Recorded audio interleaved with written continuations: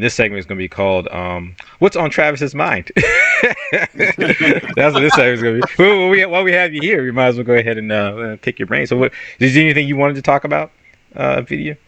Well, I just recently seen Oppenheimer. Oppenheimer. Yeah, so that doesn't sound. You didn't. That doesn't sound. You didn't sound very enthusiastic about it. I know. no, I heard some good things about it though. I'm not gonna lie. When I saw the trailer, when I saw the trailer, I was like, "This shit looks boring." I was like, "I don't know if I'm gonna be able to sit through this." But please, Travis, please expound. Yeah. No. I think I think he did a really good job. The major drive for me to watch the film is because they literally created a whole new film camera. Oh wow! For this film, so which is incredible, and a whole new film stock for this camera.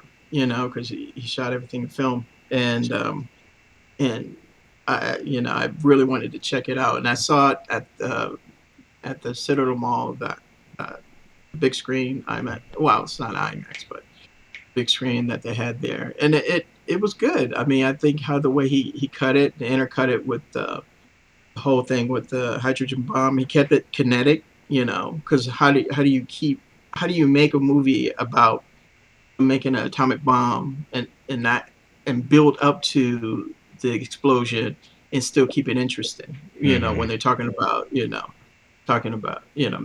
metaphysics and stuff like that. That's crazy. But he was able to do it. He pulled it off. So I heard he actually dropped a real atomic bomb in the movie. I don't know how true that is. I don't know. I haven't read that. If he did, that's incredible. Yeah, but it was a really good film. I thought the performances were strong. The scoring was great too. It was a really good film. It's going to do well, and during the Academy Awards. But okay. Christopher Nolan has debunked that rumor. He did not detonate a real atomic bomb. Oh, okay. I don't. But I really wanted to hear from because when I sent you that text message about Warrior. Yeah. I really wanted to hear what Dave would think of that. I thought the series is. I think the series is really good. The politics of it, seeing the creation of San Francisco, and how the inner workings of that, and how immigration, and how they dealt with immigration, and how they dealt with the people migrating from the East Coast to. Mm-hmm. I mean, I thought it was a really well. The only thing I like about it is how they wrote the black characters. Other than that, a tremendous series. I slept on it. I didn't know. I thought it was new, but it came out in 2018. Yeah. But and I saw the first couple of episodes, and I said, "Wow, this is phenomenal." And it's just called Warrior. It was a concept I think Bruce Lee wrote. Yeah. Bruce Lee wrote. Was I never able to realize? He wrote some great stuff. Mm-hmm. Wasn't able to realize a lot of his great work, but yeah. But those are the two things that's been on the forefront. And right now, I've been, for the most part, I always watch older films versus the new stuff, because there's not a lot of new stuff that I see that's really interesting to me. But yeah. Actually, this story I got about Oppenheimer. You said he did it in film and not digitally. Yeah. They created a 75 millimeter. 75 millimeter doesn't exist. The highest form. Okay, you got Super 8. I don't have any Super 8 right next to me. 30. You got 16. You got 35. You got 65, and he made 75 millimeter.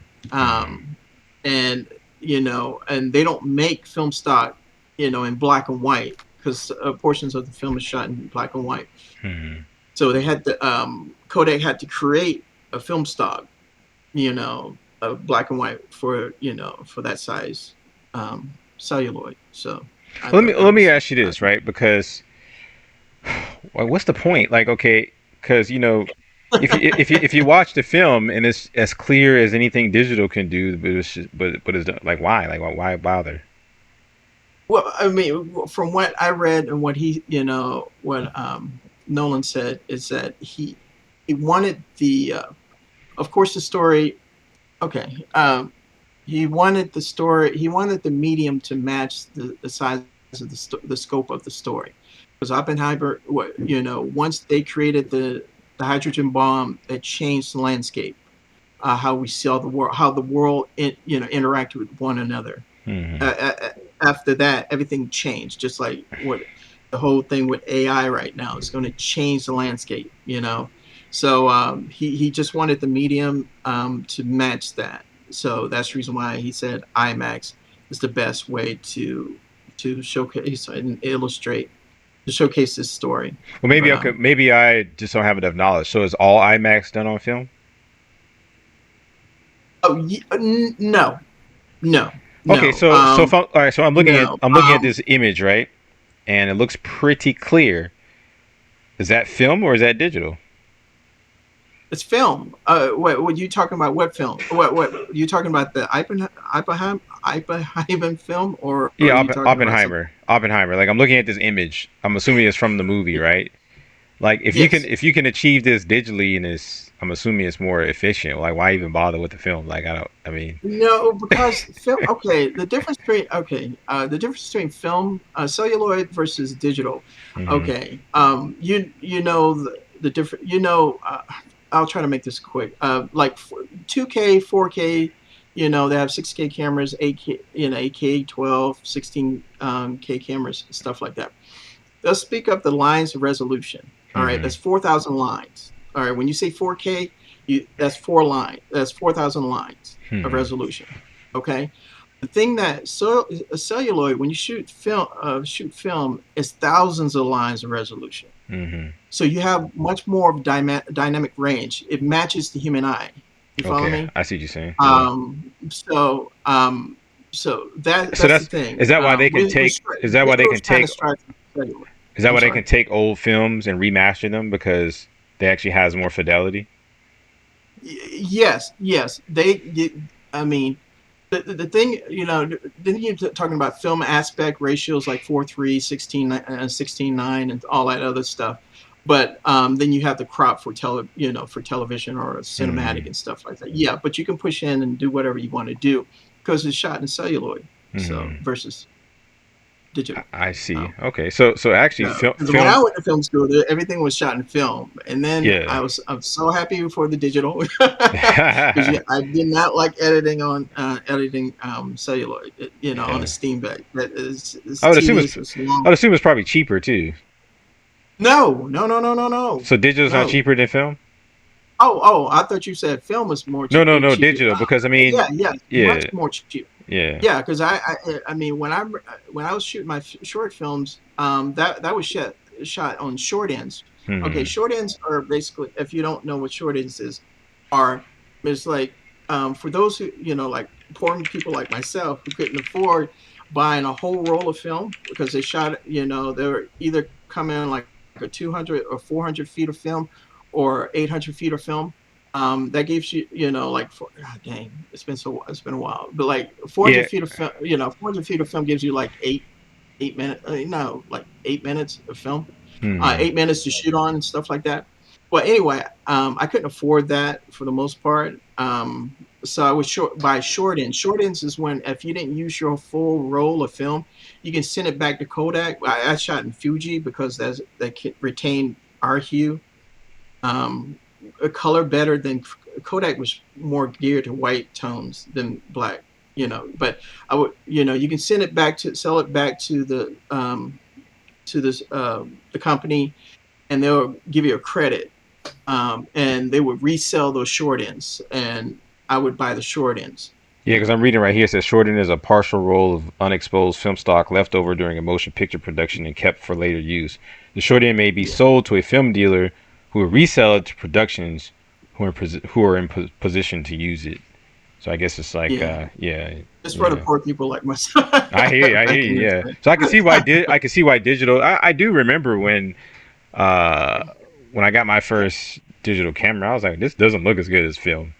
You know what I'm saying? So so I guess, but I guess it's gotten to the point now where that's what I was asking. It's like, why even bother? Like, even though you say like, yeah, the film is closer to the eye and it has more lines of resolution, but if we can't tell, like, why does it matter? Yeah, Like, why I mean, yeah. most people won't tell Yeah. because most of the films are shot with like a friend of mine. He has he got the new Aries film camera. You know, he spent $100,000 on that film because Jesus I mean they Christ. start releasing that because you had to put $90,000 down just to get on the waiting list, and then once they'll send you an email saying, hey, it's ready, your order is ready, and then you give them the Yeah. remainder of the film of the You- money. Wait.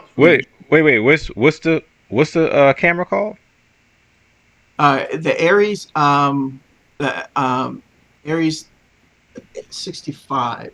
Aries 65. I'm looking at an Aries, but it looks like a regular handheld camera. Aries 60. By the way, everybody watch American Street. 65. If you haven't seen It's the Aries Alexa. Okay, I see it now. Yeah, the Aries Alexa. 65. There it is. Yeah, but it's a but that's most of the film. Well, I mean, most films are shot. Nowadays are shot with the Red or the or the Aries camera, and they just came up with a new camera. Yeah, I don't have that. But I know him, so he wants to. He was kind enough to say he would want to shoot my new film. So I said, "Yo, that's great." Yeah. But the lenses. But he's part of the. Oh God dang! I can't think of. Forgive me, but he's part of this film school where they have access to lenses, studio lenses. So he's gonna use the lenses that they use, the actual lenses that they used at Jurassic Park. Oh wow. Yeah, that's crazy. Yeah. So. Do you have an Alexa Mini? Alexa Mini? No, I don't have an Alexa Mini. No, I don't have an Alexa Mini. That's a nice camera too. A lot of films are shot with that. Yeah. Okay, because sometimes I'll see something, right, and it's like, okay, you saying that these cameras, I don't know, I'm not a technical guy, I'm not in the industry, but then I'll see someone make a movie with a camera on a cell phone, but it'd be a decent cell phone with a decent camera. And I'm like, yeah. What's the difference? What's the difference? Yeah. Yeah, Sean Baker shot Tangerine, a phenomenal filmmaker. He and I share the same sensibilities. I don't know him. I just said, his style of shooting. But he shot Tangerine with the iPhone. The new movie, The Creator, was shot with the Sony FX, and that's a $5,000 camera. And have you seen the trailer to that? Yeah, we did a segment on The Creator. We did a trailer reaction. I'm not impressed. It just doesn't appeal to me. It looks generic. You know what I'm saying? Oh, gotcha. Yeah, it looks generic, and a lot of sci-fi movies that have been coming out lately look generic. Like, what's the other one? That Rebel Moon, Zack Snyder's new crap. That looks generic. Yeah. It just, for some reason, these things just aren't appealing to me. Again, I think it's just because I'm getting older and I've seen so much. Like, you can't dazzle me with effects anymore. You can do anything. And if you don't have that, how Bruce Lee said, emotional content. Another thing that's probably why John didn't like Mutant Mayhem. It didn't strike him as far as the story. I don't think the story really. And you said it, John. It just didn't appeal to you. You thought it was too jokey or whatnot. But for me, with these new sci-fi movies, they're just spectacles, and sometimes they'll try to do like this meta type of commentary, but it's like, okay, everyone's doing that, so it's not new, it's not interesting or whatever. I miss the old, almost kind of like innocent sci-fi movies like Terminator 2 or The Predator, where they're fun, but they're sci-fi movies. But even Alien was kind of like somewhat horror sci-fi, but now everything is just so, I don't know, generic. It just seems so generic, like they don't appeal to me. Remake with a woke Yeah, I just think it's all about the story. That's the reason why I find myself going back to the story, because a lot of people rely so much on the technology Yeah. and not enough on giving people something that because if they can't relate to the characters, or if it's not and the characters are not like you said, don't have any growth or show any character arcs to them, people lose interest. And Yeah. that's the reason why I focus on trying to, you know, pick the brains of rewatching, because it is like you just said, it's hard to watch things with new eyes. Yeah. That's the reason why I like going to the movies with my Your kids, children, because because it's when you watch everything with an educated eye and you see things, it's hard to, for me, I've seen thousands of films, and it's hard for me to lose myself in a film. And when I find myself losing myself in the characters and the story, that's a good movie. It's a good for movie. me, Yeah. I see what you're saying. Yeah. I'll never forget. I'll never forget. We went to go see Aquaman, so we could do a review on it, and we all went. And then John took his kids and his son Jeremiah. Right at the end of the movie, all the adults were like, "Boo! This was crap." And Jeremiah was like, "That was the greatest movie ever." so I think we do have to look like, guys. We're old. We're old. So a lot of these movies just don't appeal to us anymore. But going to John's point, and again, maybe it's just my bias, man. It was just something about the late 80s.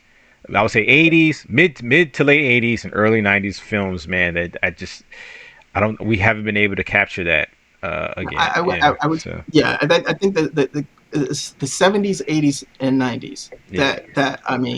I think that was the second golden age of cinema for me. The 50s and 40s, the John Fords and those films back in the westerns and stuff like that. They were good in its time. Ten Commandments. But Ben-Hur. Yeah, Ben-Hur, man. Those are good movies, man. Yeah. I still think those movies hold up today. I think so the too. Ben-Hur game is trash. I'm sorry, man. That game. You didn't like Ben-Hur? No, I'm talking about the game. The game. You ever played the Ben-Hur game? It's horrible. What? See, John, the Ben-Hur game. They have a game. John, that's my point. They're a different generation. They don't like we see entertainment and media. We see entertainment and media through movies, because our video games were basically blocks that moved around on the screen until Sega Genesis and it almost came. Games are way better now. They see it through games and social media. Yeah. They're a different generation. Like the first when you said Ben-Hur, the first thing he thought of was a game. I didn't know there was a Ben-Hur game. You know what I'm saying? The game is horrible. Yeah, and that was the point. That was the point. Yeah, that's the point I was asking that DP, the cinematographer. Do you feel I'll send you. Hey, let Travis finish, Carvin. Real quickly, I would just say, that's the reason why I was asking him. I mean, this guy shot Titanic. I wanted to be and shot Avatar, and and I asked him, do you feel that video games is changing the cinema language, and he paused for a moment and he thought about it. He was like, wow, yeah, and we talked afterwards, and I feel that right now we're going through another version of that, because when we grew up, the only way where we consumed our entertainment was through movies and television or radio, but now they have internet, and internet is really killing, a lot of people. It's hard to get people to go and spend money to go and watch a movie. No, you're right. Yeah. Or watch a TV show, because it's just, they have an unlimited access to entertain themselves, and they can create their own little universe and own little echo chamber now. It's hard to use that. Yeah, we just one of our last videos, it was called I can pull it up real quick. It's called Generation Alpha, the Pastel generation. And the context for the video was does Generation Alpha play with toys? And we read this article. Here it is right here. We read this article, Gen Alpha, the Pastel generation. We read this article where it talked about how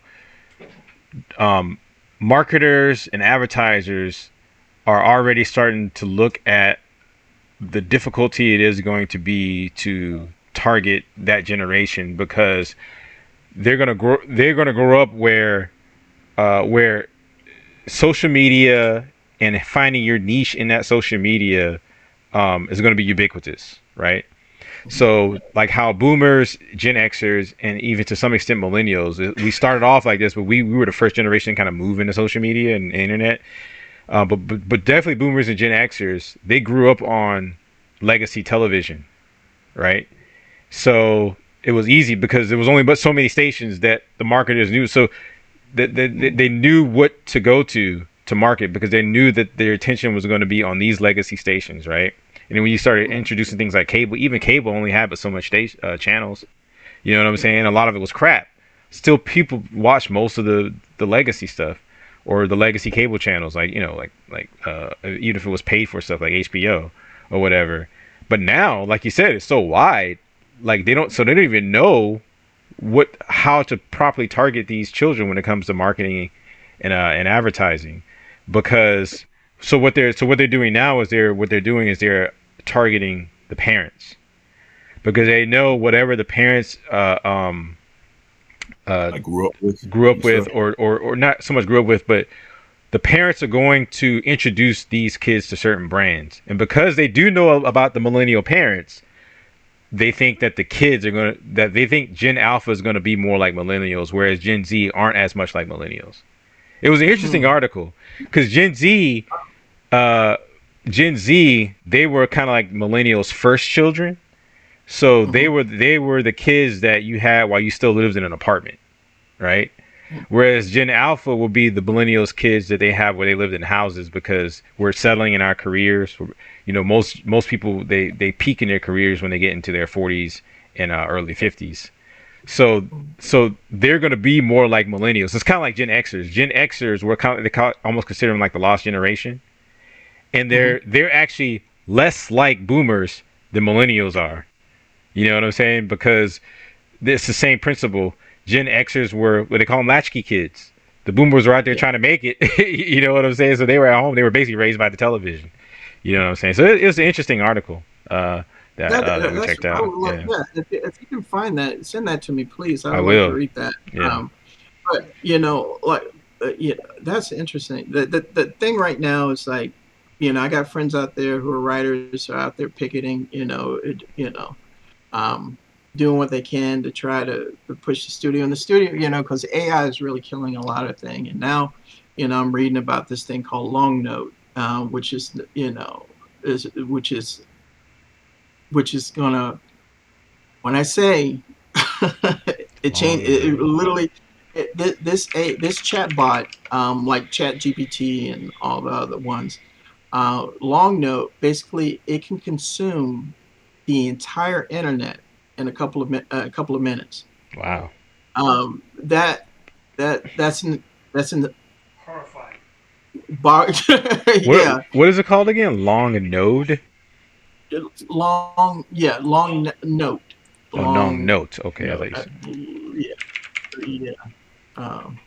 said. It's AI. I'll find it for you. It's AI. That is an interesting article that you brought up. Yeah. And there's probably a lot of truth in it too, because me and Jesse was just talking earlier today about what we want to do differently with Zoe compared to Jeremiah and Jeremiah and Carter, because like I said, like this is it's uncharted territory with technology and how it affected his life. So their generation kind of was like a trial period, like, okay, what worked, what doesn't work, you know, what did help, and then now we're like, okay, you know, we're not going to do this with her, or maybe we might do this. So it is interesting, like this alpha, this generation, like how they're going to grow up. They probably will end up being more like us. I mean, we're already talking about, okay, yeah, we're going to do this, we're going to do do this and this with her because this is what we did as kids, and it kind of helped us more without social interaction versus when Carter and Jeremiah were in their really early years, age 3 to like age 10, how much different it was and how much less time we actually had with them versus how much time we have with her, being we're in different positions in our lives. And exactly. I mean, in your case, it's almost exactly what I said. When you had Jeremiah, you guys were in apartments because you were still trying to get a career. You know what I'm saying? But now that you're a little older and more established, now you have a home. You see what I'm saying? So it's the environment is going to affect, how the child will grow. Yeah, will grow and just how they see things. You know what I'm saying? So I think that I think when I find the article, I think it was a Vox article. I'll send it to both you and Travis if you guys want to read it. But the article is ultimately about marketing. Yeah, go ahead. Well, let me ask you this. This question goes out to all y'all. Do you feel that technology is helping imagination or killing it? I would say it's definitely killing it. Killing it. These kids can barely read. They can barely write.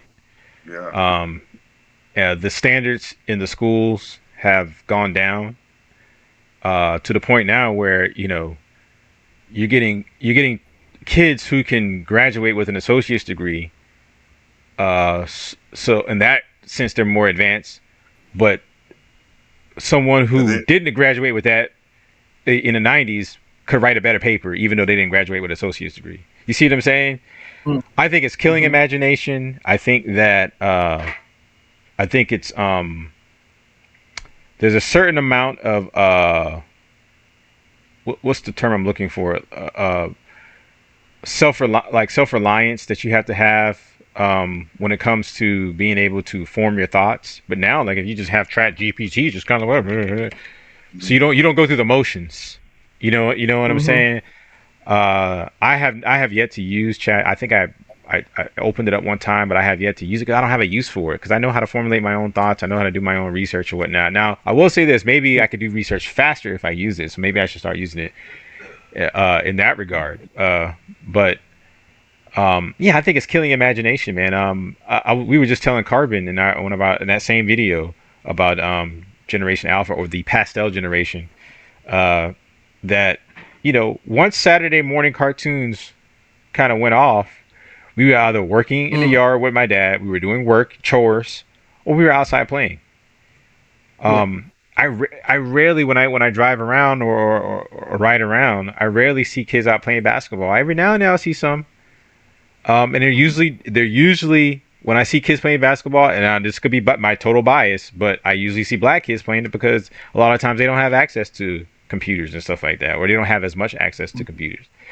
But we were outside playing. Man. We were making games, inventing things, creating stories, creating gangs. Not like gangs like bad gangs, but like we had our own little clubs and stuff. We built clubhouses. We built tree houses. We had dirt bomb fights. I don't see kids doing that kind of stuff anymore. You know what I'm saying? Honestly believe we were the last generation to have that type of childhood. Yeah. I mean that type of childhood I think died in the 90s. Because because one of my friends now, he's born in 95. And some of the things that I talked about growing up as a kid, things that we did, he looked at me like I was crazy. And we're only 10 years apart. Yeah. You know what I mean? Like, I was born in 85. He was born in 95. So we're only 10 years apart. But that showed just in that time space because, I was 10. So PlayStation, Nintendo 64, those are like the biggest gaming stations back then. So he grew up, he already grew up with a more advanced gaming and interaction. I mean, by the time he became being old enough to formulate, his own thoughts or whatever, YouTube was already big. Mm-hmm. So like his whole way of life growing up as a kid was drastically different than mine. And that's only 10 years. That's only a decade. So I honestly feel like that way of life, that type of childhood, I think is no longer, at least in a lot of the more populated areas. Maybe still out in the country, they still have that type of life where kids grow up where the, like you said, the technology probably isn't as available, or those parents just have not really transitioned over, or don't care to transition over to that type of lifestyle where they have a TV in every room, a PlayStation in every room, Or they can't afford that. and They can't. constantly, or can't Yeah. afford it. Yeah. Yeah. And Um, and see, for black people, I think that's a double-edged sword, because it'd be different if their more traditional childhood was somewhat bolstered by a value of education. They just didn't get it in how these kids are doing it. But those kids, they're playing basketball and going outside, and they get the double whammy of not having a value of education in the community, and also they're computer illiterate. right. You know what I'm saying? So it'd be different if they balance it in some other way. But it's like, yeah, you can play basketball, you can dribble, but you can barely fucking read. You know what I'm saying? Yeah, or you can barely write. You can't write. You know what I'm saying? So and you definitely can't type. You know, because they can't. But in that sense, they use it because they can't afford. They can't afford it. But you about to say something, Uncle Dave? I'm gonna mute up if you're going to. I was when you said they can't read. Right. You gotta unmute. You gotta unmute. Unmute yourself. Yeah. When you said they can't read, right? I was going to say, Lord, I work at a college, and I see where it's funny we bring this up, and I'd like to say to everyone that listens to the podcast, the part you're missing in your education, your parents should have gave it to you. If you can't write, if you can't sign a check, you don't know how to balance money. If you forget. You know, a lot of stuff we learned in school, what year this happened or whatever, that's useless. I see people coming out of these schools, you're ill-equipped, man. You're ill-equipped. If you're reading on the 5th grade level, right? College never stopped putting students on the 12th grade level or the 13th level, college level, when students came in. But high school dropped the standard of the reading level for students every year. But still, when you graduate from high school and you come to college, you take that placement test, they rank you here, they make you take those remedial classes that don't count, you gotta pay for it, just to compensate what you missed in high school. But most of it is stuff that can be done at home. Reading and writing can be done at home. The subjects that you that if you're a parent, you ain't good with math, I get it.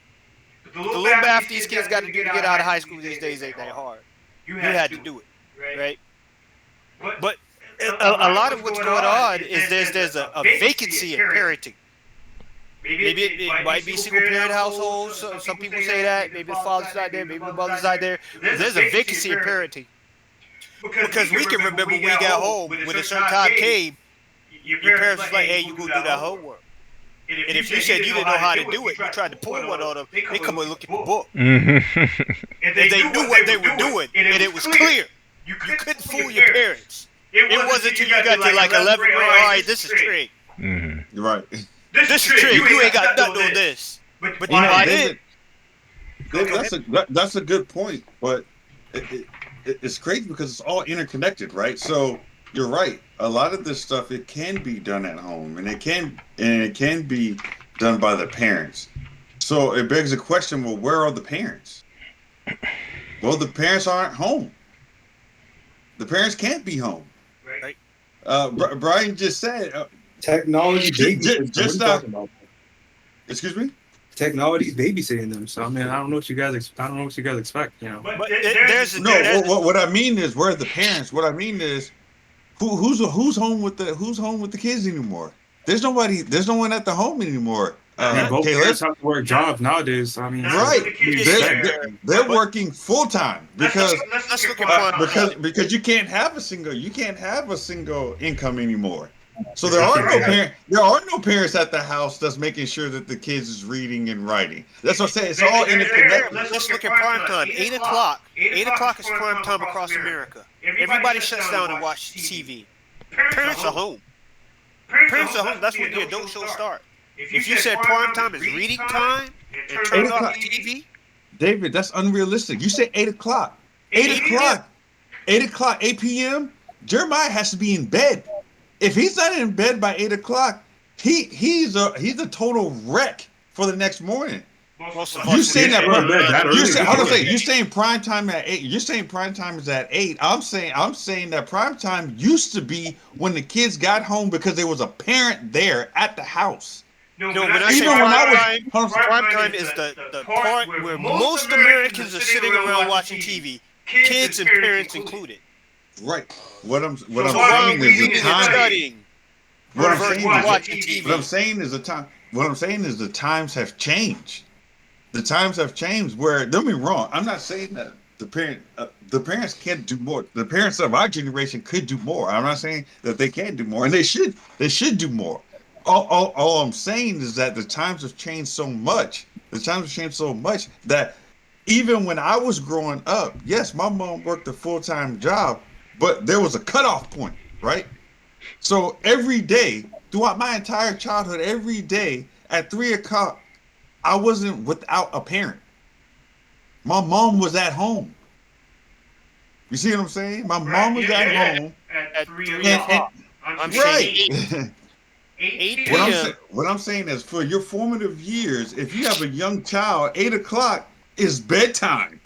There ain't no homework going on at 8 o'clock. Most kids stay up till 9, though, man. What time did you go to bed when you were 6 or 7? We went to bed at 9. Because the Dukes of Hazzard, well, I had to go to bed. Whatever TV show we watched. I didn't see. Hold on a second. I didn't see not being like, as far as was okay with my parents. I didn't see 9 o'clock until I got in middle school.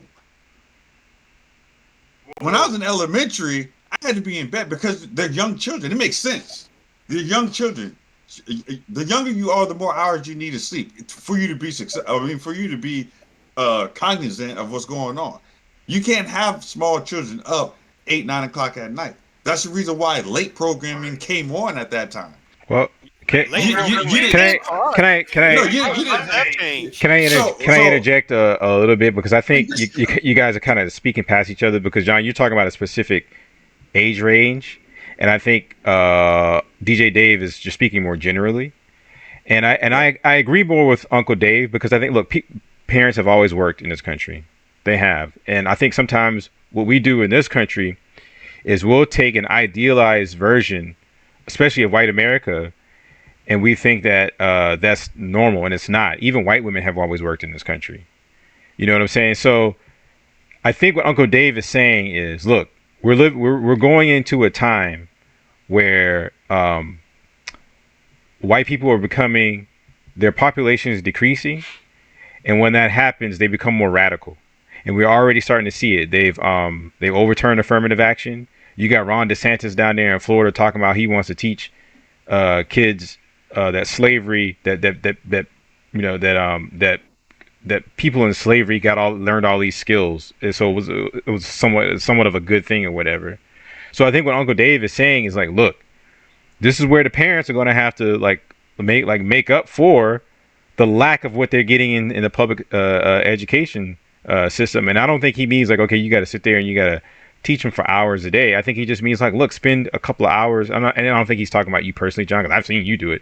But just in general, spend a couple hours a day with your child to make sure they got the fundamentals down.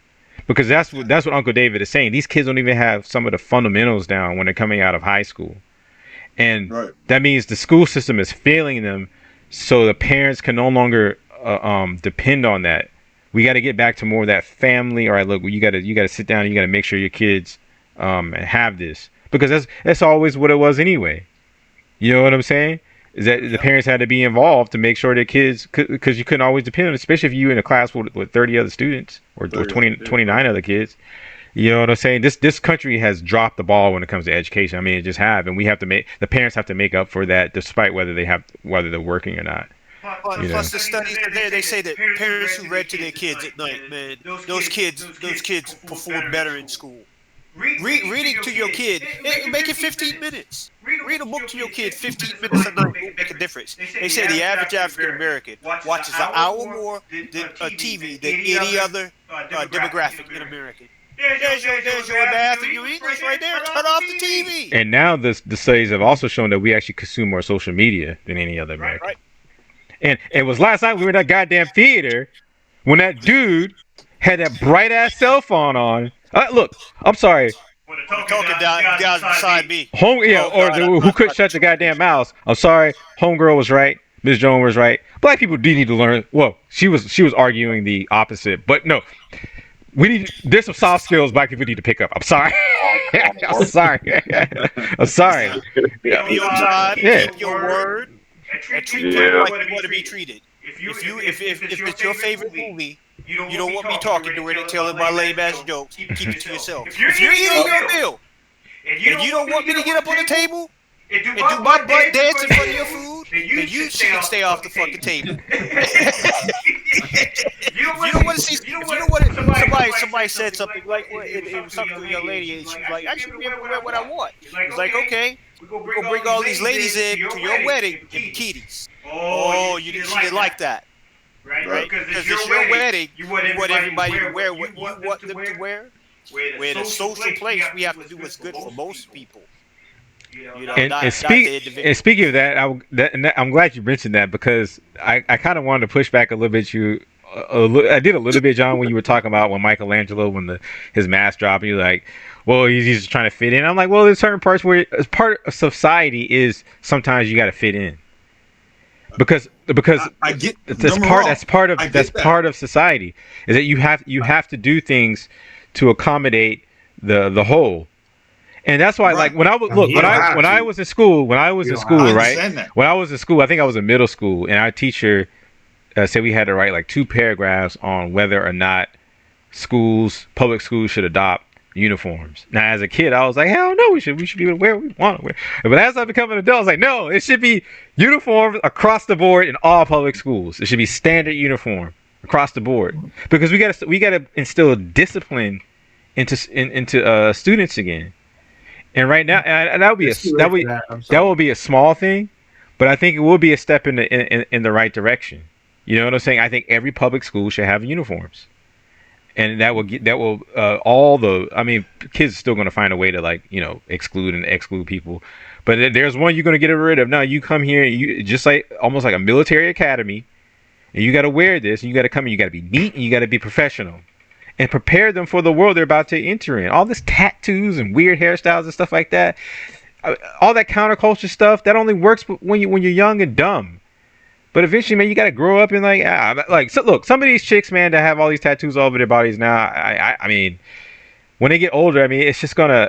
I don't know. Maybe it's just my old bias or whatever, but it just doesn't look good. I'm sorry. It's unappealing. It's not very feminine.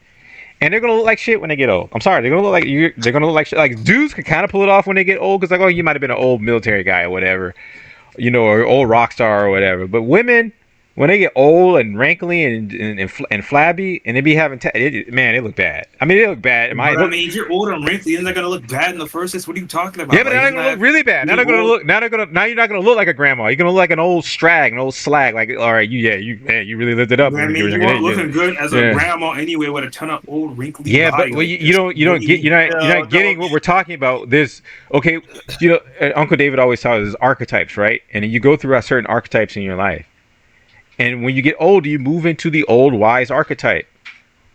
How you gonna move into the old wise woman matriarch when you got tattoos all over your goddamn body? You look like a goddamn former prostitute, and piercings and stuff all over your face, and weird hair colors and stuff. I'm sorry, maybe I'm just getting old. I don't know. Maybe but I'm sorry. And I'm not religious, but you know how in the Bible it says that the Jews shouldn't mark their bodies like how the heathens did. Well, I can understand why now, because you look like a goddamn heathen. You look ridiculous.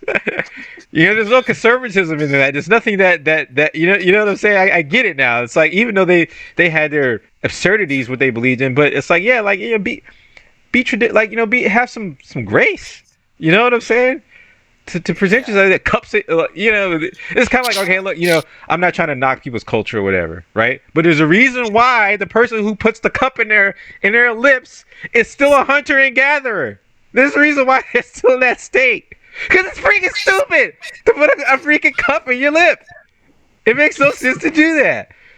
It's probably some weird tradition because they have some weird god or whatever it is to why they do it, but it doesn't translate if you want to progress as a society. And that's how I see tattoos. It's like there's no real reason to do it other than you just want to be counterculture.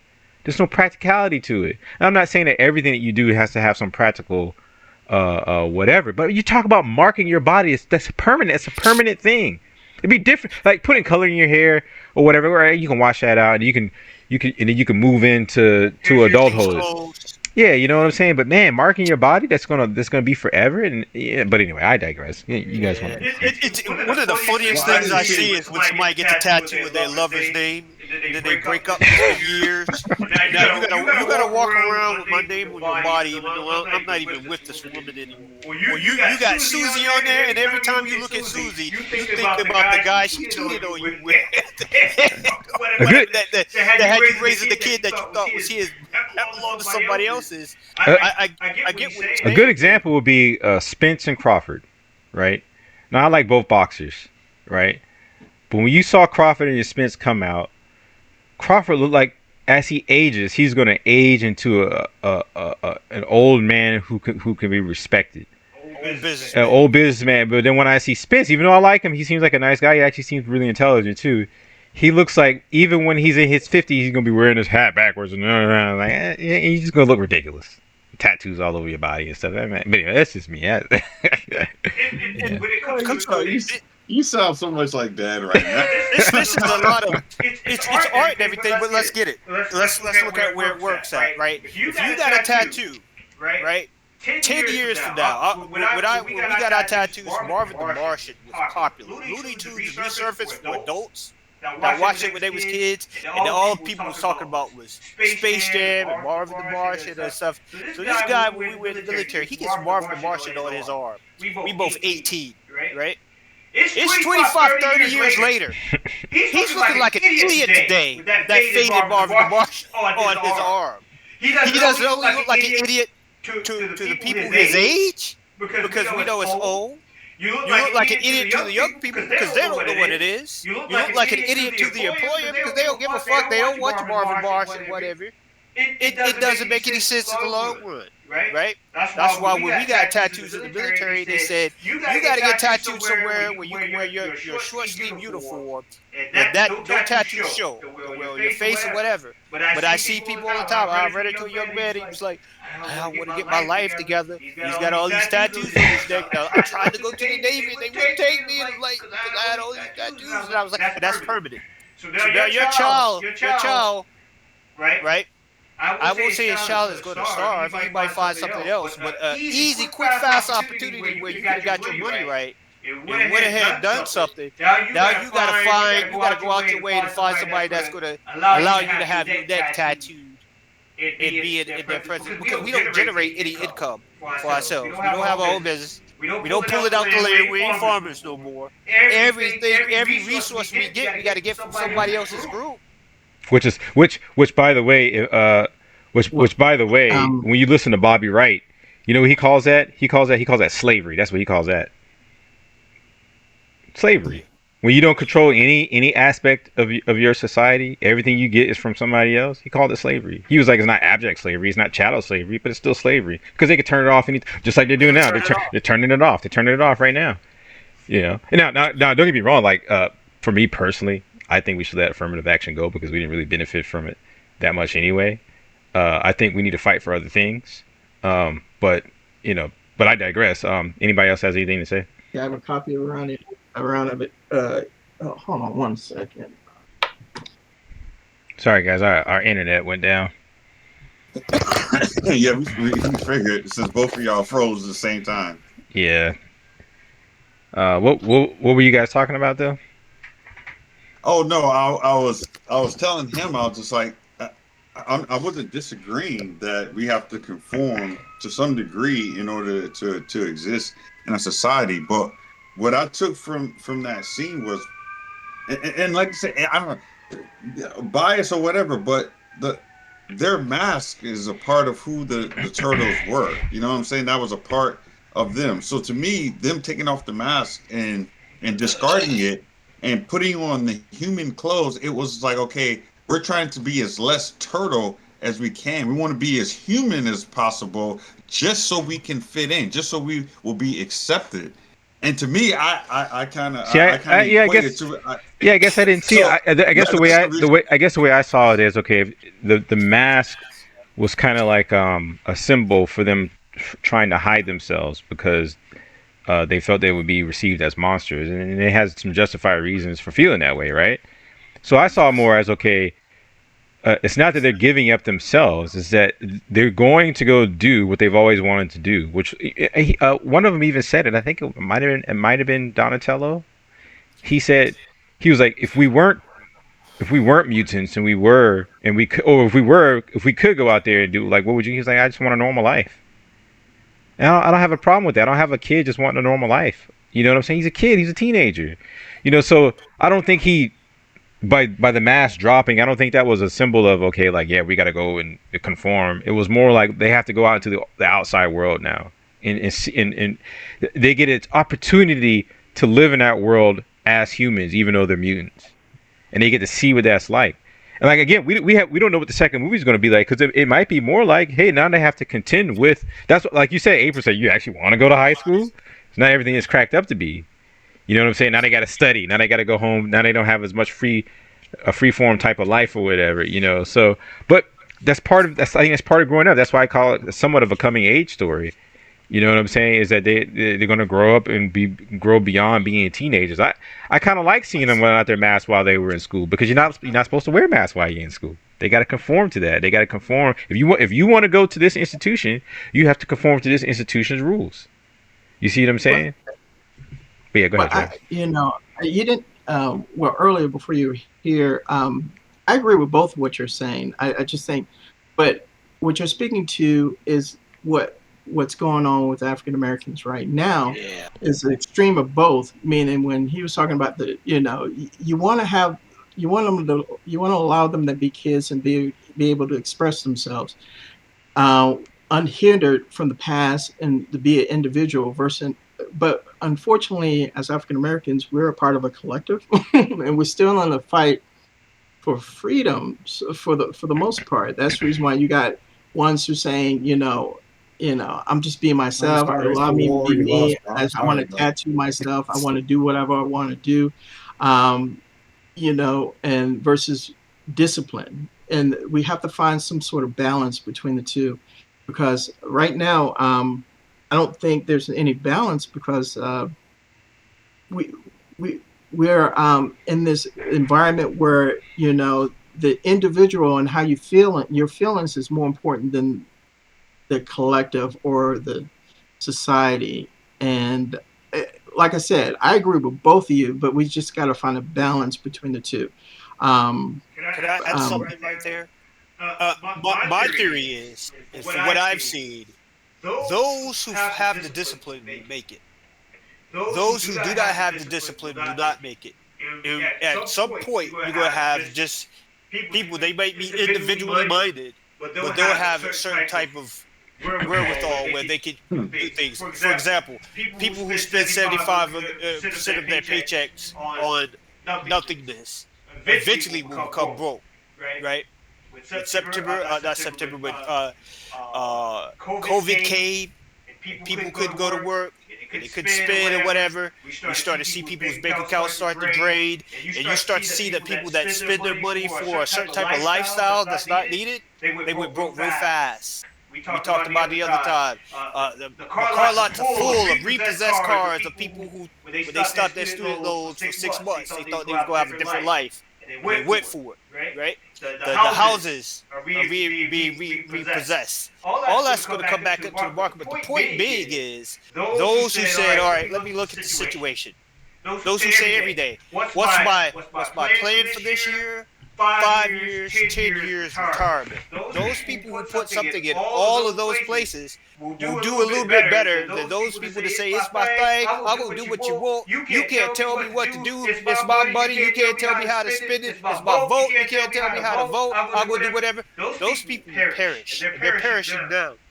They're perishing now. You can look at how people are moving politically with the different parties. Right? Because what they said was going to do was a short-term fix, and they really got subsidized by some other party, either the government or the people help me out, help me move my stuff here, whatever, when you normally would have had to pay. That's all gonna bite. And when that bites, or as it's biting now, people are coming around. That's why you don't have some of the stuff that we used to, as black people, that we used to talk about and stuff like that. In the 10, 20 years ago, people were like, I don't know if I'm gonna do that.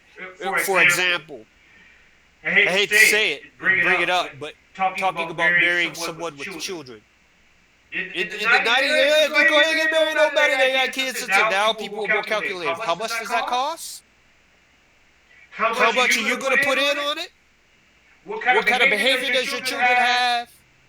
What kind of fathers or mothers did you have these kids with that's going to be popping up in their life? Now we have to play it. And those who just rush off and do that, they get bad results from it. You know, they said one third of the children that men are raising are not theirs anyway, right?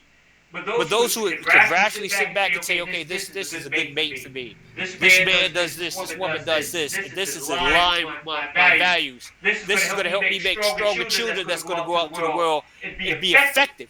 Those people are going to make it. The people we're talking about, the people who read to their kids at night, those are the kids that get the scholarship. The people who don't read to their kids go into school, you ain't got no. Nobody hires them. Right? You can't be a criminal past 23, 24. They eventually catch you. They don't have long criminal lives because they don't move up like the mafia does. You're a street drug dealer. You're the guy that buys it and cracks it up for the other drug dealers, and you might import. There's 13 levels to that game. We only see the first 3 in the black community, even when it comes to illegal stuff. Because you ain't got no cut in over there either. You know? So as long as you have that kind of behavior going on, those people will just perish. We just have to be like somebody else says. You just have to be ready to say, okay, I'm gonna put it out there, discipline yourself like this, and I'll help you. Okay, you didn't do it. Now when they come, okay, I gotta be ready to say, nah, I'm not fucking with you. Because I said don't do that. You did it anyway. It's like that family member that steals. Right? Everybody got somebody in their family member that does that little crime when they're young. And they're like, we keep doing that, such and such. And then they get locked up. And then here comes his mama at the church trying to get everybody to put $10 in so we can get them out. Stop getting them out.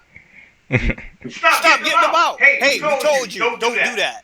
Okay, you locked up, that's one off the team. But if you don't have the discipline to do what we ask anyway, I don't need you on my team. I don't need you on my team if you throw the ball to the enemy. So you need to perish anyway.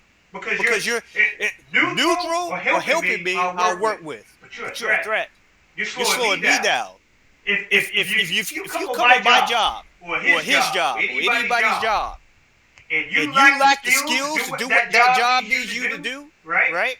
Say you're a customer, right? You come in, and you need to be able to self-checkout, right? If you can't self-checkout, and I gotta come and help you, but I don't have to help anybody else but you just made my job harder. I'm black, you're supposed to help me. Well, what about me? I'm at my job.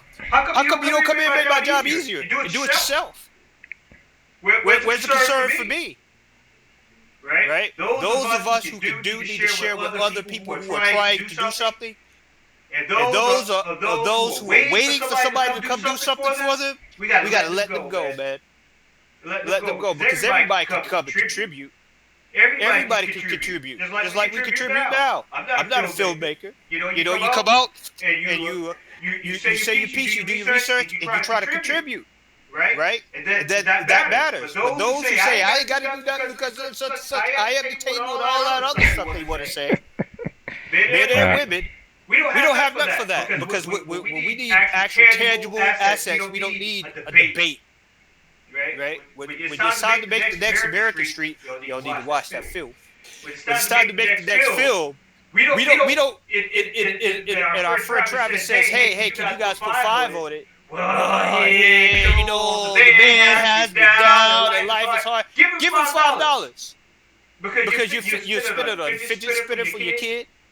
You buy some dumb crap impulse buy at the checkout line where you can get money to get a quality product back from somebody else. So I just want to make sure that we say stuff like that, because People are making choices. If black people want to go forward, we got to make different choices and doing my own thing, especially when it comes to luxury items. What did they say one time? Tariq Nasheed say, what did I say? Everybody buy a black book for somebody. How'd that go? Nobody did it. A couple years before that, it was like black people need to boycott Christmas. Save your money this Christmas over. We went out, we doubled our spending. It's just like, now that you broke, you doubled your spending and all that, then we got all these situations. We can't afford housing and all that. Why you coming to me? I told you 4 Christmases ago that this was going to happen. So let the prediction say America is not going to get better for black people. That's what the trajectory is. Yeah, if I could interject. You got to get better. Yeah, if I can interject. And that's ultimately, I think what I'm saying is that I think for black people, we've been trying for the last 100 years to change white people. And I don't know if they've changed or not for the better. We don't really, I can't say that for sure or not, right? But I think we need to have a different mindset. Like, we need to change. Because I actually disagree with you, Travis. I don't think we're a collective. I think when we actually start acting like a collective, we'll actually see some real change in the black community. Right now, man, we're just all over the place. And yeah, go ahead. Oh, I didn't mean to cut you. No, you're good. That's all I really wanted to say. I'm just speaking off of my, just my experience. Growing up, my dad used to make me write essays on, black people, because he was part of all I wanted to do was play, I didn't want to go, I knew of, Black Panthers, but I didn't, you understand? I didn't know, I'm still a child, So growing up, once these are my teens, my early teens, learning all this stuff and have to write before I can go out, I have to write the paper and stuff like that. I didn't want to do that. I want to know about, Mansa Musa or something. I'm just thinking of a person. I don't want to know about no Mansa Musa. I just want to play. I want to watch movies. I want to listen to my music. Period. It's only when I got older, when I was, in my 20s, then when I started interacting and talking to my peers, that's when the things that I thought was just noise came into, I saw the value of it, and I just think right now, especially nowadays, when they're bombarded with so much so much information, this is the whole information and inspiration thing. They're so bombarded with so much information, they don't see a reflection of themselves in it, so they don't get any inspiration. And that kind of goes back to what we were saying though about the most important education you're going to get is in the home, is the ethos, the culture that your parents are going to set, because that's going to determine, kind of like what kind of adult you become. But yeah, go ahead. Yeah, but like I said, I think it's a nuanced thing. Everything that David's saying is on point. I agree with everything he's saying, but it's all in the nuance. Knowing that you got to take into account time. The time when these people are getting this information, your environment. When you're able to receive that information, a lot of people, it's like the old African proverb, when the student is ready, the teacher will come, type of thing. I mean, the teacher can be standing in your face all day, but if you're not ready to receive that information, you don't see no teacher, So I think right now, I think a lot of a lot of black people, they place their value on money and resources. And with the comment you saying that, white folks, have they changed and everything? They haven't changed because they still retain the resources.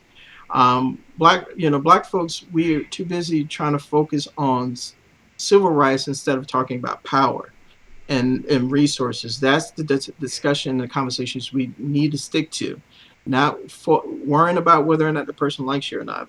No, that's neither here nor there. Yeah, I 100% agree. But go look. A lot. Look, I'm gonna just straight say it. Most black people are Biden butt kissers. They're Biden butt kissers. So Yeah. you try to talk to them, and their fear of Republicans is greater than their want for power. And I don't know. I wouldn't go say ahead. it's so much Biden. I think it's more of just the Democratic Party. Like whoever, I don't think it would matter who it was. Okay, yeah. If it was Trump, Hillary, they'd be Hillary butt kissers. Yeah, it I would agree. be Hillary, right? I agree. Yeah, I agree. They're just stuck on the Democratic Party.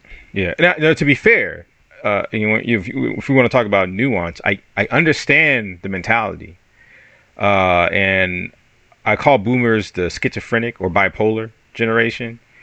And I guess a pushback from that, especially from a particular YouTuber. But I think it's an accurate statement because I think they were traumatized. They got to see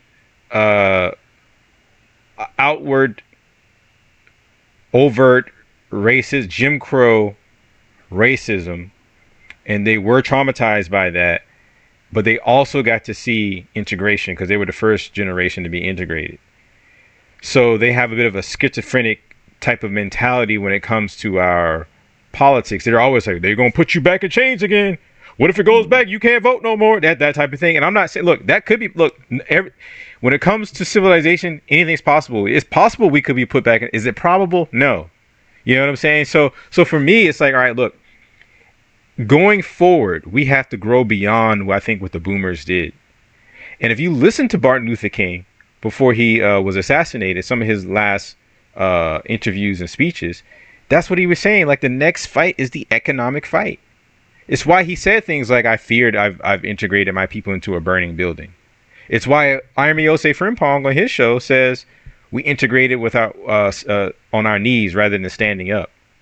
Because if the first part of the fight was for decency, for being treated like a human being, for having the same rights as everybody else having, well, like Army says, you can have all those rights, but if you ain't got no way to enforce your will or to wield power, then you're just going to be at the behest of the people who do have power, even though you technically on paper have the same rights, which is exactly the state we find ourselves in.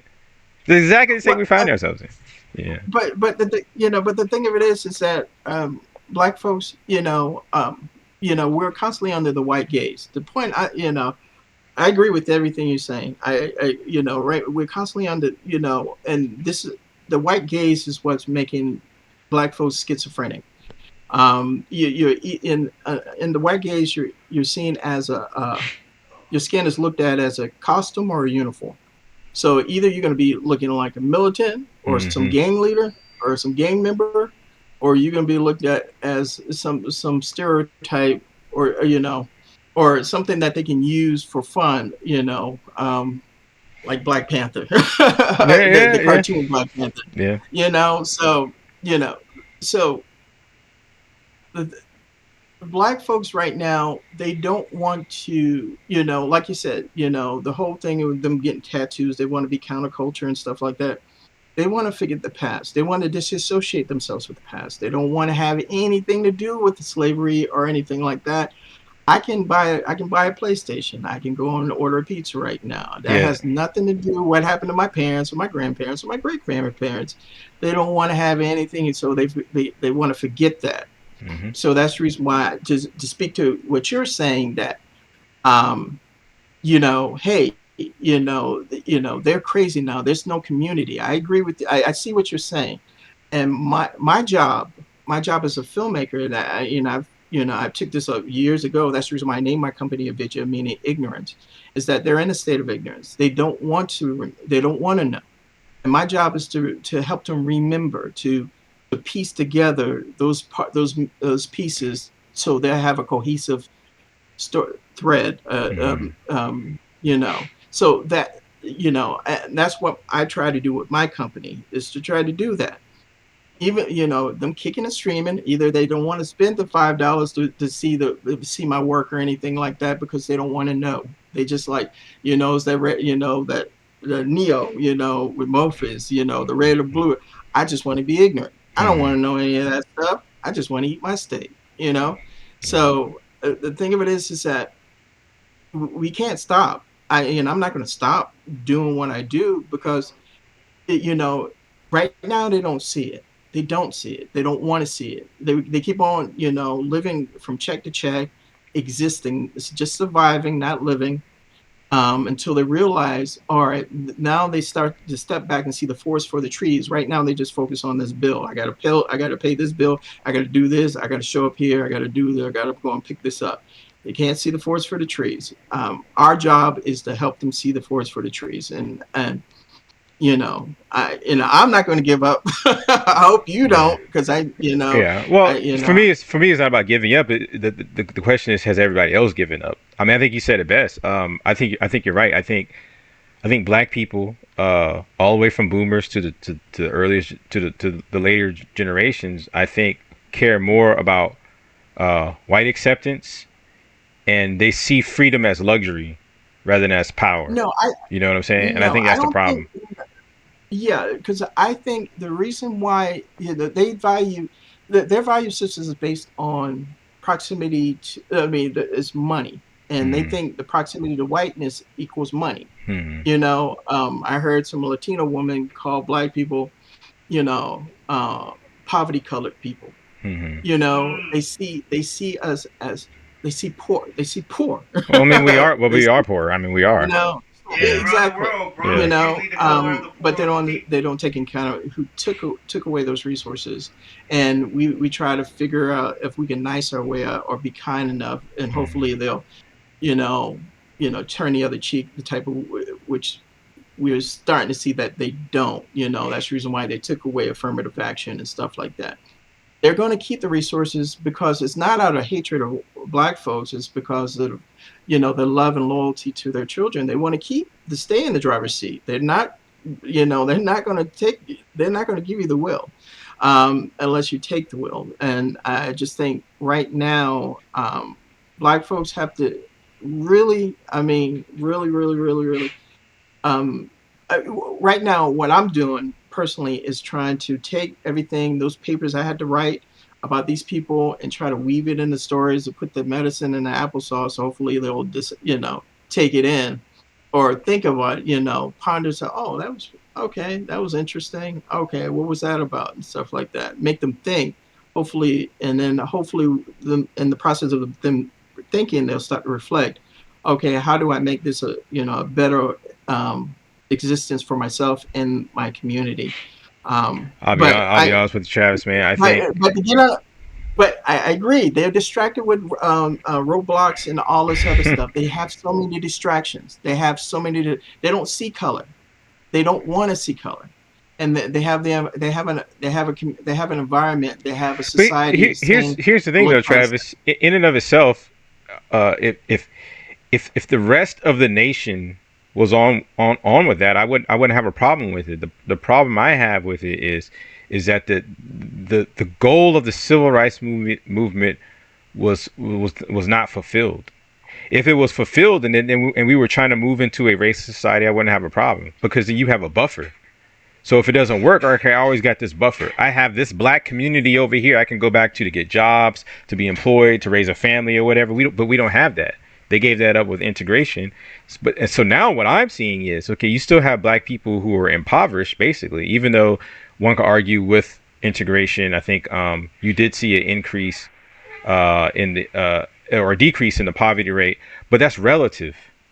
That's relative because, yeah, we have on the accoutrements of the middle class, but we're not really middle class. Not really. When you look at the actual wealth, we're not really middle class. I mean, when you in 2023, if Black people still have we only have 1% over the wealth that slaves had during the 1800s, you're not really middle class. If by the 2050s, Black people are going to be considered wealthless because we won't own homes, we won't have our wealth in homes, then you're not really middle class. We're pretending we're middle class pretenders.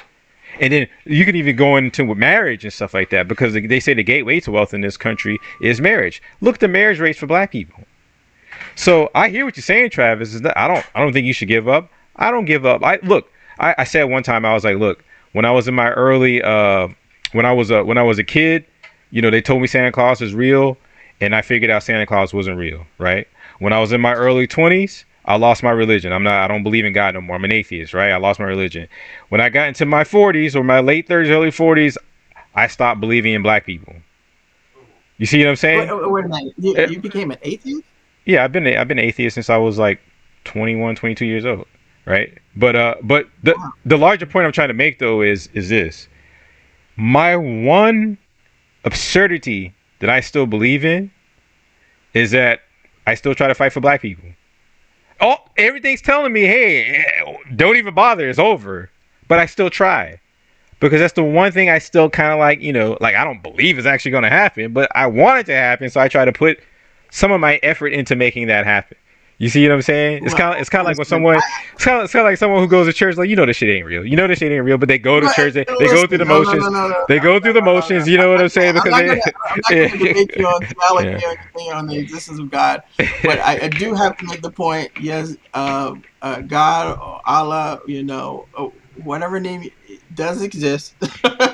Well, look, I don't know if there's a God or not. I don't believe it. I have no evidence to show that whether like I don't know, like, cause see, I mean, look, believe in an intelligent design, right? No, I don't. But put it this way, right? I'm both an atheist and an agnostic, but and the reason why I can claim both is because they both ask different questions.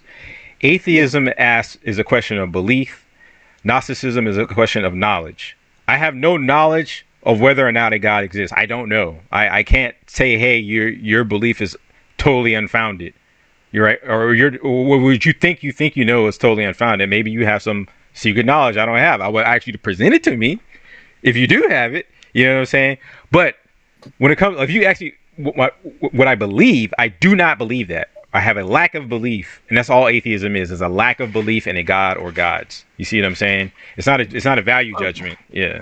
Well, I think that partially the reason, not for you, but I'm thinking partially the reason for a lot of black folks why they're not on the same page, and the reason why they're where they're, because they believe in themselves versus something greater than themselves. And that's the reason why there's no sense of community. You have to see something larger than yourself for you to adhere to something or to create something. People keep saying that, hey, you don't have to believe in God to be moral and stuff like that. Partially, I agree with that. That's true. But if you have no laws or no boundaries, see, the thing that a lot of people, the misconception I feel that a lot of people make right now in this current climate that we're in, they believe that love is unconditional. Love is not unconditional. Love is not unconditional. It's not. People keep on citing the Bible, and the Bible tells you not to judge. Yes, it does. There wouldn't be no hell in the Bible if you didn't love you with conditions. The one thing that love does is that it encompasses all the other emotions. All the other emotions like hate, jealousy, happy, and all that stuff it doesn't encompass love. You follow me? It's the absence of love. So you gotta keep it. You gotta understand what you're seeing and what people are believing. The way that they're seeing things and perceiving things is crazy now. I feel, but I really believe that these people believe in themselves. They believe in right now. They don't see no future in the past. Like that book, The Power of Now. There's no future or past. It's just a reflection of now type of thing. That's where they see it right now. They don't. What happened in the past does not exist right now. The only thing that exists right now is now. They don't care about the future as long as it's, the extent that they see of the future is how much money they can make. They think of the bag, and they think of themselves. So I think we have to bring back the concept of God back into our people, so for them to flourish. Well, I don't think that concept of God has really gone anywhere when it comes to black people. One thing? This is all very interesting. Yeah, go ahead. This is all very interesting, and I would love to continue, but unfortunately, I am a father.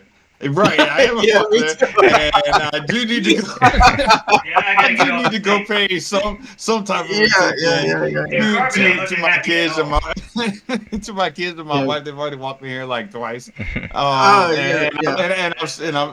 like, yes, I'm like, yes, I'm still on here. But no, it's been great, especially talking to you. It's always great being on here with you, Travis, and hearing your insight. But yeah, I definitely catch up with y'all later, though. Oh, Yeah, yeah, talk to you later, absolutely. man. Yeah, All yeah.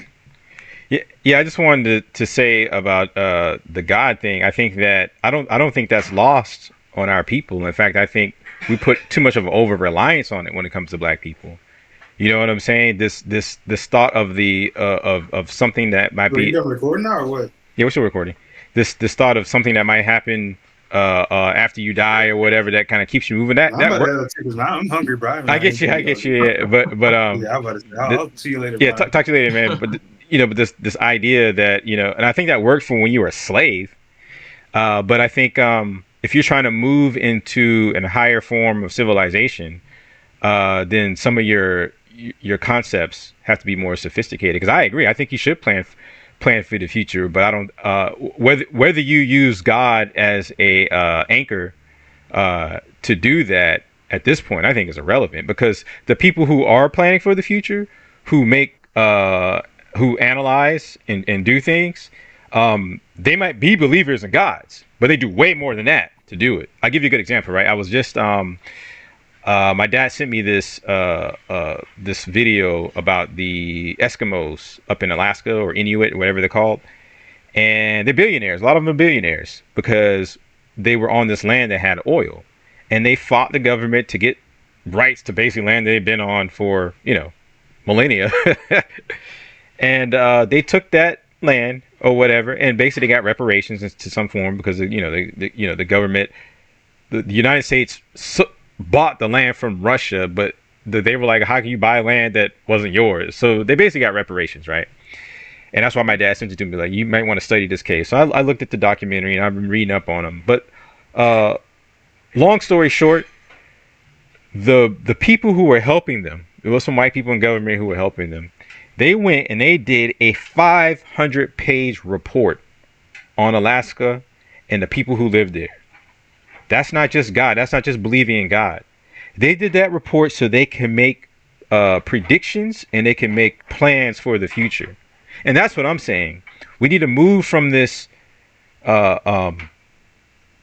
woo-woo type of mindset into a more analytical type of mindset, and see where we're at in the now, because the now matters.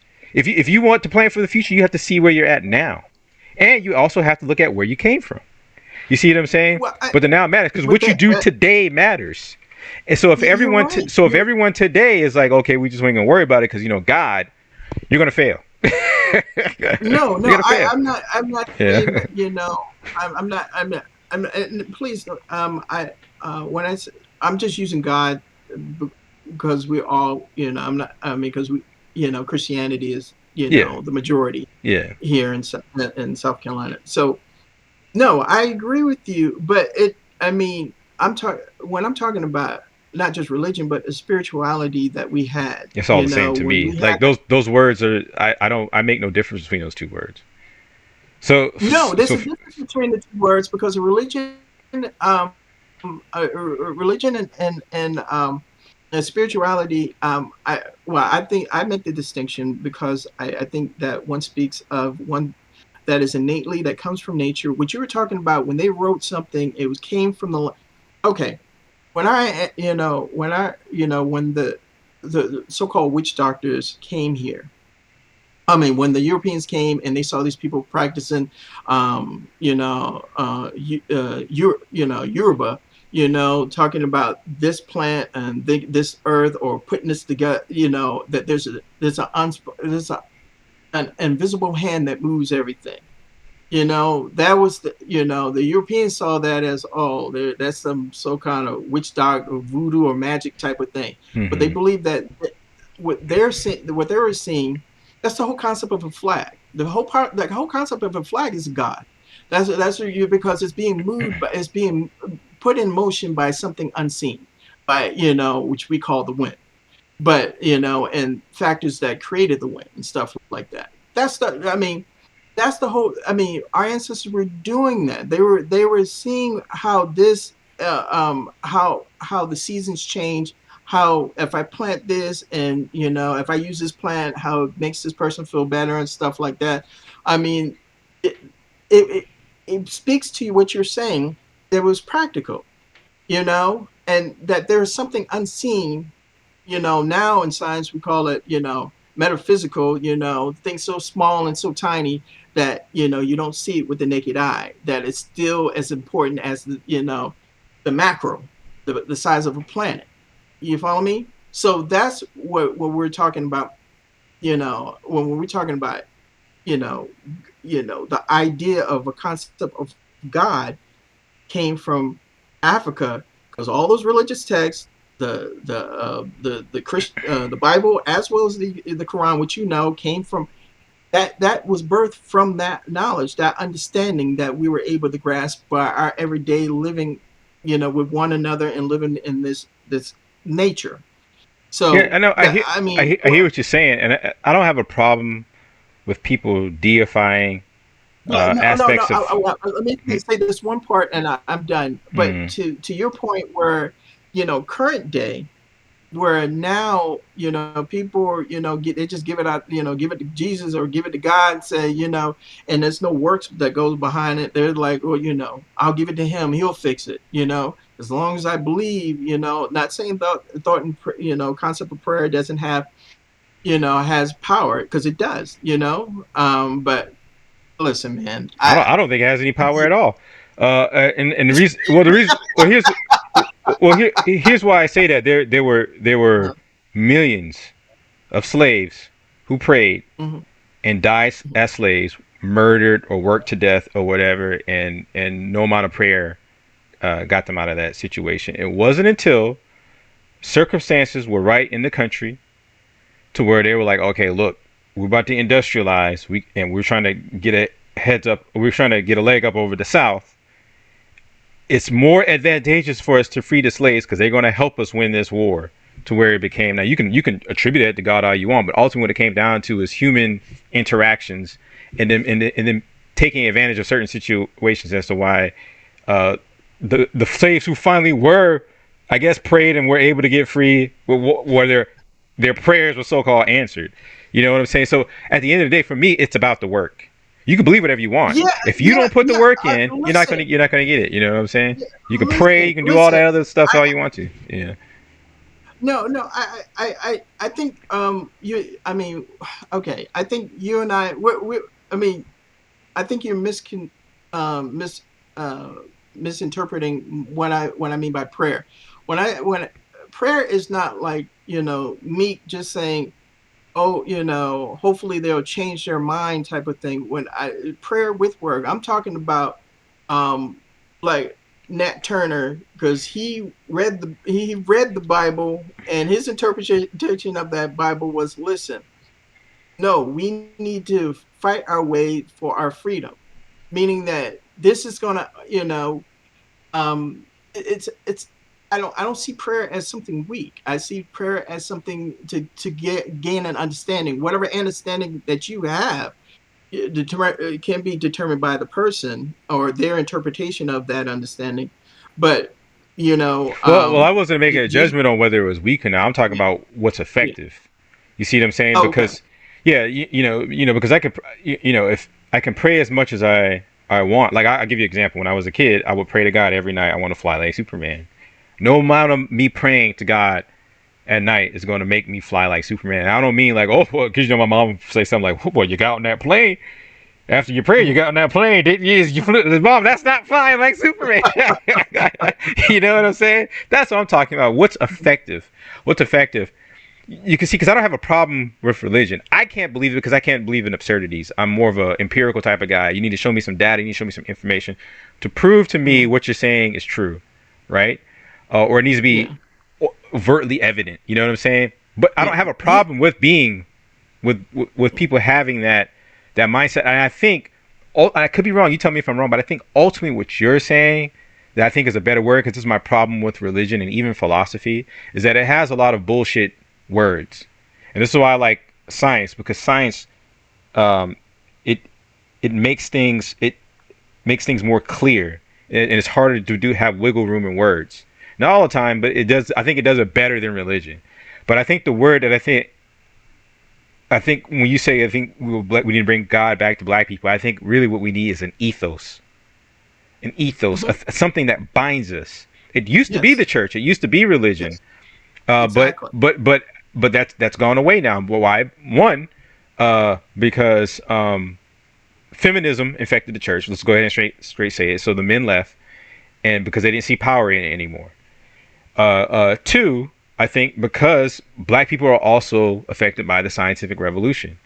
The more you know, the harder it is to hide God in the unknown. The more you know. So we're also affected by that. So the church, just like the church is weakening all across the first world. So it makes sense that it would also weaken in the black community. So we need an ethos. We need something that binds us. What binds us together? I used to think, okay, we're all black. We all have a shared history and whatnot, but it's not enough. That's not enough. We need something else. No. You know. No, I learned that years ago when I was dating a girl from the continent of Africa. She was Nigerian, and her family did not want her to date African Americans. I'm not talking about all black people. When I say black people, I mean ADOS, FBA, foundational American descendants of slavery. You would think that because we have a shared history, we would have more cohesiveness, more unity, more of a culture, even amongst the younger generations. And in fact, it's getting worse. The young man that was on here, Carbon, the Gen Z guy, I asked him one day, because I just had some news playing. They were talking about affirmative action. I asked him, like, he asked me, he was like, what's affirmative action? I'm like, you don't know what affirmative action is? The other day, right, my niece recently had a birthday, and then my oldest niece, I asked her, I was like, do you know what affirmative action is? She was like, no. Do you see what I'm saying? So we're losing our ethos. We're losing our black consciousness.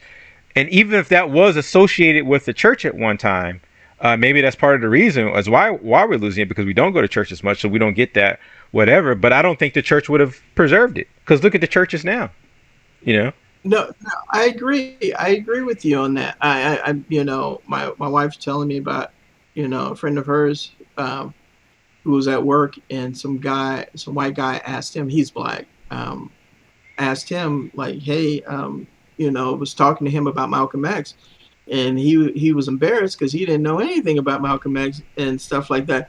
I agree with you on that. I agree with that, but that again, that relies on us. We have to be the griots, and to be able to keep it going, and to help, and say it in a way to hit the masses and to grab their attention. It's a lot harder now since the dawning with internet and everything. And like I said earlier, that everyone has their own echo chamber, because they'll find people who are like-minded as them, who reiterates their lack of knowing and just cater to how they feeling.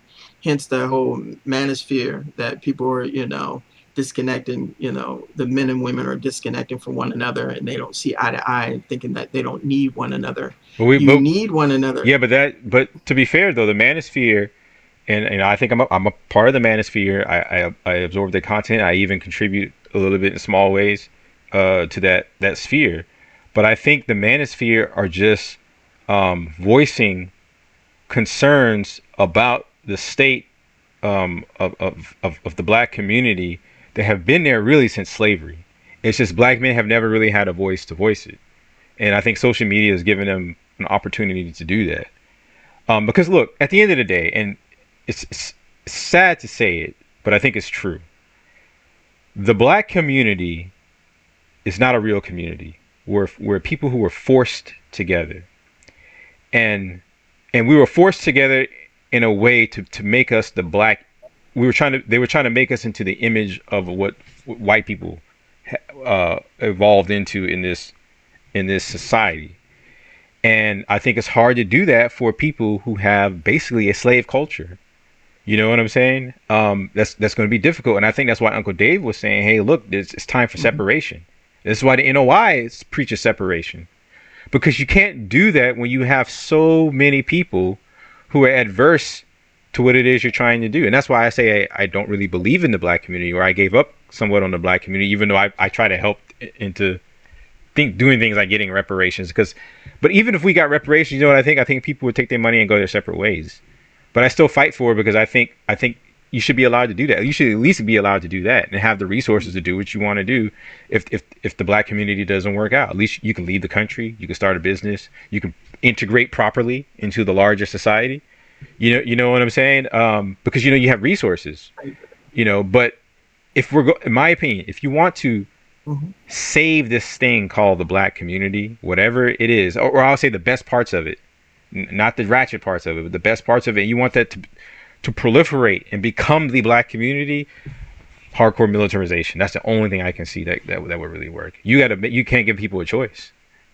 You can't give people a choice, and the NOI doesn't do that, but the NOI does set strict standards. They're like, look, if you want to be in a nation of Islam, you will do this, you will do that, and you will do this, or you're not in the nation of Islam. What standard do black people in the black community have that say? What is it that makes us black, other than you're born with black skin or you were born as a descendant of a slave? What standard do we have? What do we say? What's acceptable? What's not acceptable? I mean, it's a free for all. My uncle told me, he was like, the black community is the community where white degenerates go to have fun.